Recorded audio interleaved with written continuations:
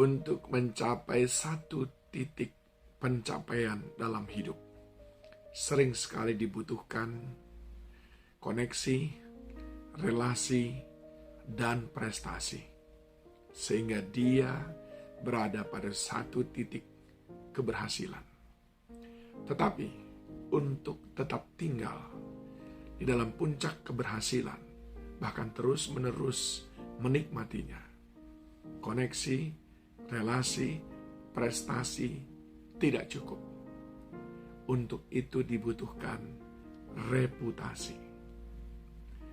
Reputasi dibangun berdasarkan proses, dan salah satu komponen daripada reputasi adalah kita tidak melupakan dari mana kita berasal. Dan juga kita tidak melupakan orang-orang yang menolong hidup kita, sehingga kita berada pada titik di mana kita ada saat ini. Di dalam sejarah bangsa Israel, ada seorang raja namanya Raja Uzia. Ayahnya adalah Amazia.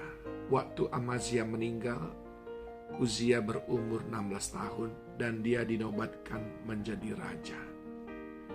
Pada waktu itu dia di bawah bimbingan seorang Nabi Allah yang bernama Zakaria. Dia membimbing Uzia. Akhirnya Uzia menjadi orang yang takut akan Tuhan. 2 Tawarikh 26 ayat yang kelima, ia mencari Allah selama hidup Zakaria yang mengajarnya supaya takut akan Allah. Dan selama ia mencari Tuhan, Allah membuat segala usahanya berhasil. Ketika Uzia berusia 16 tahun, dia di bawah kepemimpinan Zakaria. Dia dibimbing oleh Zakaria untuk takut akan Tuhan. Maka hidupnya berkenan di hadapan Tuhan. Lalu tadi Alkitab mengatakan selama ia mencari Tuhan, Allah membuat segala usahanya berhasil. Dengan kata lain, semua usahanya berhasil dengan syarat selama dia mencari Tuhan. Asalkan dia mencari Tuhan, itu adalah syarat usahanya berhasil.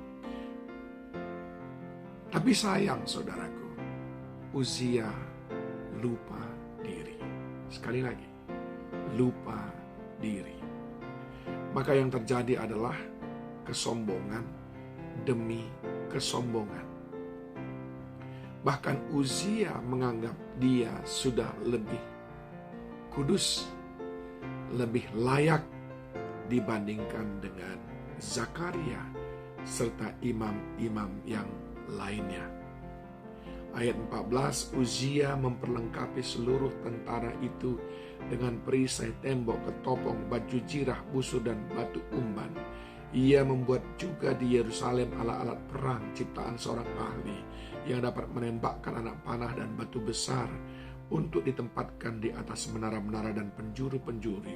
Nama raja itu termasyhur sampai negeri-negeri jauh karena ia ditolong dengan ajaib sehingga menjadi kuat. Nah, persoalannya ketika dia sudah menikmati nama yang masyhur, dia selalu mendapatkan pertolongan sehingga dia kuat. Ayat 16 berkata, setelah ia menjadi kuat, ia menjadi tinggi hati sehingga ia melakukan hal yang merusak. Ia berubah setia kepada Tuhan Allah dan memasuki bait Tuhan untuk membakar ukupan di atas mezbah pembakaran ukupan. Tapi Imam Azaria mengikutinya dari belakang bersama-sama. 80 imam Tuhan, orang-orang tegas. Mereka berdiri di depan Raja Uzia dan berkata kepadanya, hai Uzia, engkau tidak berhak membakar ukupan kepada Tuhan. Hanyalah imam-imam keturunan Harun yang telah dikuduskan yang berhak membakar ukupan. Keluar dari tempat kudus ini, Karena engkau telah berubah setia, engkau tidak akan memperoleh kehormatan dari Tuhan Allah karena hal ini. Tapi Uzia dengan bokor ukupan di tangannya untuk dibakar menjadi marah. Sementara amarahnya meluap terhadap para imam, timbullah penyakit kusta pada dahinya di hadapan para imam di rumah Tuhan dekat mezbah pembakaran ukupan. Sayang sekali, berubah setia itu adalah musuh daripada keberhasilan. Padahal keberhasilan sudah tadi dijelaskan adalah hasil daripada takut Tuhan, adalah hasil karena kita mencari Tuhan. Saya melihat realita kehidupan seperti ini sangat nyata. Yang tadinya bukan siapa-siapa, lalu dibimbing, berhasil, sekarang berubah setia. Tidak lagi mencari Tuhan. Tadinya begitu rajin melayani Tuhan, begitu rajin beribadah. Sekarang semuanya dianggapnya sepele, seakan-akan dia kuat, dia bisa, dia mampu. Saya mau katakan kepada saudara, kalau Tuhan berkehendak, sebentar saja semuanya lenyap. Kalau Tuhan berkehendak, sekejap saja dia bisa membalikkan keadaan. Saudaraku yang dikasihi Tuhan, 3 hal yang saya mau pesankan kepada saudara saat ini. Yang pertama, entah engkau sudah diberkati atau belum diberkati, tetaplah cari Tuhan, kejar Tuhan. Sebab ayat 5 tadi berkata, selama ia mencari Tuhan, Allah membuat segala usahanya berhasil. Yang kedua yang ingin saya sampaikan kepada saudara adalah jangan tinggi hati. Ayat 16, setelah ia menjadi kuat, ia menjadi tinggi hati.